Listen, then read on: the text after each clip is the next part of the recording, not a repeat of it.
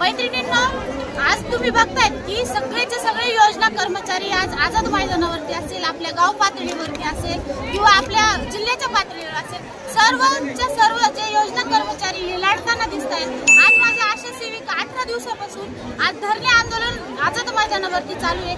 त्याच धर्तीवर पोषण आहार असेल, अंगणवाडी असेल, यांनाही वेठबिगारीसारखी कामं करून घेणे या शासनाचं ध्येय आहे। खरं तर आज माझ्या ज्या शालेय पोषण आहार कर्मचारी यांच्या बाबतीत जर सांगायचं म्हटलं तर 84 रुपये रोज म्हणजे 2500 रुपये महिना रोज यांच्याकडून इतके सगळे कामं करून घेतात। शासनाला कुठेतरी गांभीर्याने विचार करण्याची गरज आहे खरं म्हणजे, कारण आजचा जर महागाईचा विषय जर म्हटलं, डाळीचे भाव बघा, गॅसचे भाव बघा, काही घ्यायला गेलं तर हजाराची नोट नेली तर परत येत सुद्धा नाही।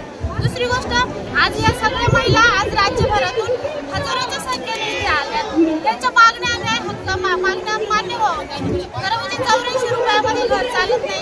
शासनाने त्यांना वेतन चांगलं फिक्स वेतन द्यावं आणि त्यांना पेन्शन लागू करावी। जसं केरळ सरकारमध्ये 18,000 रुपये महिना जर देत असेल तर आपल्या राज्याला काय अडचण आहे?